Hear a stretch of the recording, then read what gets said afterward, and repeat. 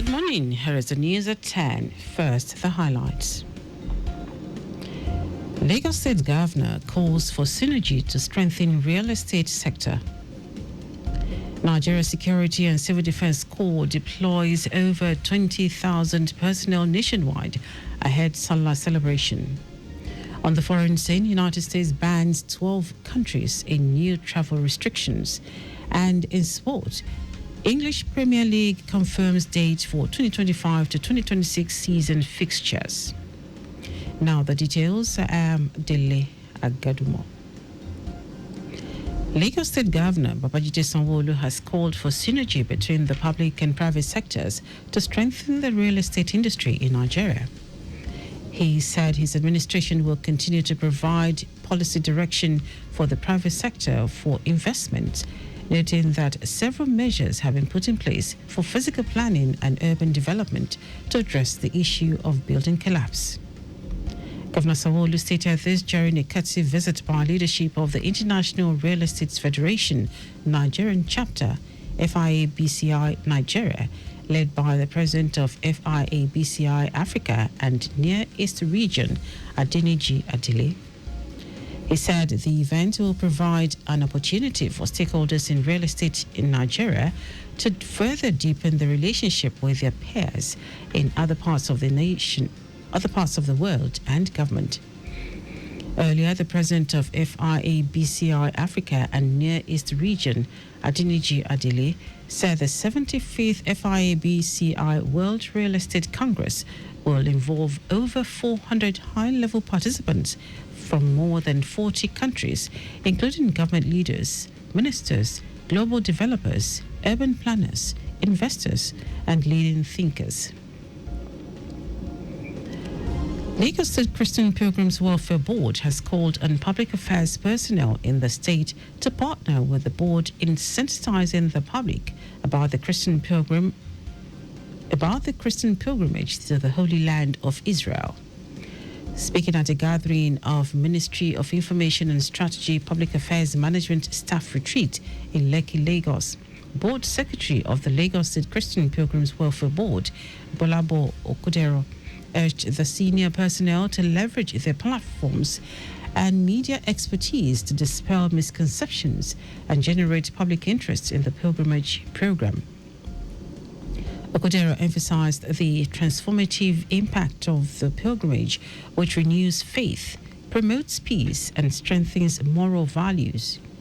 He appealed to the officers to share and amplify pilgrimage messages across their MDAs and communities, collaborate on media sensitization campaigns, and encourage pastors and community members to consider the pilgrimage as a source of spiritual enrichment and renewal. With the first batch of pilgrimage set to commence soon, the board secretary stressed the importance of timely awareness for a successful program. The Lagos State Ministry of Health has expressed readiness to deepen collaboration with the Society of Gynecology and Obstetrics of Nigeria, SOGON, Lagos sector, to address the persisting challenges of maternal and neonatal mortality in the state. This came to the fore when SOGON executives, led by the former national president, Rotimi Akinola, and the Lagos sector chairman, Abidoye Gbadigeshi, paid an advocacy visit to the Lagos State Commissioner for Health, Akin Abayomi, at his office in Alausa, Ikeja. In his welcome remarks, Abayomi described human capital as the most vital infrastructure in Lagos and emphasized that maternal and infant welfare must take top priority in public health investments. Drawing from his recent visit to Southeast Asia, he noted how other regions were investing significantly in family health to safeguard future generations. Responding to the concerns raised by certain executives, the Commissioner welcomed the proposals brought forward by the professional body and pledged to consider them within the strategic planning framework of the ministry. Former SOGON President Rotimi Akinola, in his presentation, highlighted the need to institutionalize the Volunteer Obstetrician Service Scheme, which allows senior practitioners to mentor frontline health workers at the grassroots level.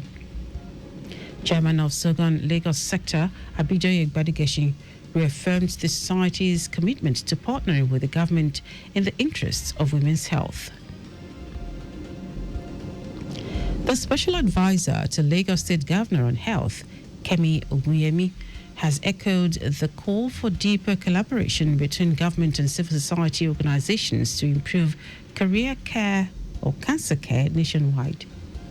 Speaking at the National Cancer Survivors Day celebration organized by Atinuke Cancer Foundation in Lagos, Oguyemi praised the foundation's efforts and works of awareness and advocacy. In a goodwill message, President-elect of the Union for International Cancer Control, Zainab Bagdu, applauded the foundation's grassroots impact and pledged continued global support. Also speaking, President of the Nigerian Cancer Society, Abidemi Omonisi, called for urgent policy reforms and survivor-centered care. One of the day's highlights was a moving panel session featuring 7 cancer survivors from across the globe, including voices from Australia, Brazil, Rwanda, India, Zimbabwe, and Nigeria. They shared personal stories of resilience and recovery, reminding everyone that survivorship goes beyond healing, but also about thriving. Now to the rest of the stories. The Nigeria Security and Civil Defense Corps, NSCDC, has deployed over 28,000 operatives across the country to ensure a peaceful and secure holiday period. Commandant General of the Corps, Ahmed Audu, said operatives from several specialized units, including the Intelligence Directorate, Special Female Squad, Commandant General's Special Intelligence Squad, Mining Marshals, Quick Response Tactical Team, Counterterrorism Unit, Operations Department, and Special Weapon and Tactics have been mobilized. Audi, in a statement signed by the Corps spokesperson, Afolabi Babawale, noted that the large-scale deployment was part of the Corps' ongoing efforts to protect critical national assets and infrastructure, as well as to safeguard lives and property across the nation. He warned of the potential for criminal activities during the festive period and stressed the need to forestall any threats posed by unscrupulous elements. The Federal Road Safety Corps, FRSC Kano State Command, has commenced Eid al-Kabir Special Patrol from Thursday, June 5 to Wednesday, June 11. A statement released by the Sector Command's Public Relations Officer, Abdullahi Labaran, says the initiative is in anticipation of the high volume of human and vehicular traffic associated with the Salah celebrations and aims to ensure a hitch-free festive period. Labaran says the special patrol will ensure strict enforcement of road traffic laws and regulations, prompt rescue and response to distress calls, as well as speedy removal of obstructions from the highways, among others. The Federal Airports Authority of Nigeria, FAN, and the Plateau State government have signed a memorandum of understanding to transform Yakubu Gowon Airport, Jos, into a major agro-cargo hub. This move is aimed at revolutionizing Nigeria's agricultural export landscape. FAN's Managing Director, Olubumi Kuku, who spoke at the signing ceremony held at FAN's headquarters in Lagos, described the partnership as a bold response to the staggering loss of 3.5 trillion naira worth of food annually in Nigeria due to inadequate market access and logistics infrastructure. Highlighting Plateau State's unique agricultural potential, Kuku painted a vivid picture of the state's fertile soils, temperate climate, and generations of hard-working farmers whose produce, world-class potatoes, maize, vegetables, and fruit often fail to reach global markets. Under the agreement, the Plateau State government, led by Governor Caleb Mufwang, will provide financial support for the airport's infrastructure upgrades, while FAN will offer professional oversight, security, and technical expertise. Governor Mufwang maintained that the collaboration is laying the groundwork for a successful future, anticipating that the upgraded airport will generate substantial revenue and add significant value to Nigeria in the coming years. And now to foreign news. United States President Donald Trump has signed a ban on travel to the U.S. from 12 countries, including Afghanistan, Haiti, and Iran, in a bid to protect Americans from dangerous foreign actors. 7 countries whose nationals face partial travel restrictions include Cuba and Venezuela. There are some exemptions, including athletes traveling for major sporting events, some Afghan nationals and dual nationals with citizenship in unaffected countries. The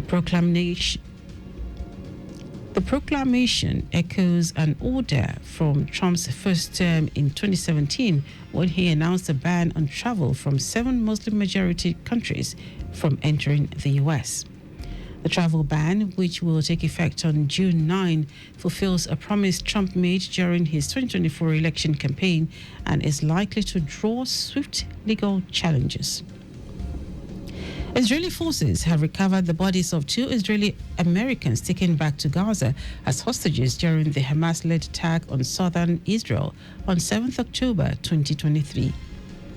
The Israeli military says Judy Weston Haggai, 70 years, who was also a Canadian citizen, and her husband, Gadi Haggai, 72, were murdered by gunmen from the Mujahideen Brigades group when they attacked kibbutz near Oz. Their bodies were found in the southern Khan Yunis area of Gaza overnight and brought back to Israel for forensic identification. There are now 56 hostages still being held by Hamas in Gaza, at least 20 of whom are believed to be alive. Israeli Prime Minister Benjamin Netanyahu said he and his wife sent their condolences to the families of Judy and Gadi Haggai. In our sport, the English Premier League has officially commenced the 2025-2026 season following its annual general meeting. With the administrative transition now complete, all 20 clubs, including promoted sides Leeds United, Burnley and Sunderland, have been formally recognized as members of the top flight. Each club was entered into the Premier League's share register and awarded a framed certificate officially recognizing their top flight status. The 3 relegated clubs have also transferred back their share certificates that conferred Premier League status, with the league's board confirming the cancellation of these shares. Meanwhile, with the 2025-2026 season officially underway, clubs will intensify their pre-season preparations, even as many teams have already announced their summer schedules, including friendly matches and overseas tours expected in the coming weeks. And that ends our news at 10. Just before we go, maintain adequate distance from the vehicle ahead of you to avoid collision. You can follow us and like all our various social media platforms: X at Traffic Radio 961, Facebook Lagos Traffic Radio 96.1 FM, Instagram Lagos Traffic Radio 961. Subscribe and watch your news and programs live on YouTube at Traffic Radio 961. You can also visit our website www.trafficradio961.ng. Did you know that the Sanwo-Olu administration initiated the Lagos State Employability Support Project to address the labor skill gap and unemployment problems? You can get more details on the Lagos State Government website. To end the news are the highlights of the major stories. Lagos State Governor Babajide Sanwo-Olu has called for synergy between the public and private sectors to strengthen the real estate industry in Nigeria. The Nigeria Security and Civil Defense Corps, NSCDC, has deployed over 28,000 operatives across the country to ensure a peaceful and secure holiday period. We also told you that United States President Donald Trump has signed a ban on travel to the U.S. from 12 countries, including Afghanistan, Haiti, and Iran, in a bid to protect Americans from dangerous foreign actors. And in sport, the English Premier League has officially commenced the 2025-2026 season following its annual general meeting. For contact with the newsroom, send a message to info@trafficradio961.ng.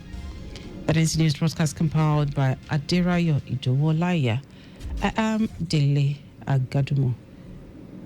Good morning. Thank you for listening. Goes forward.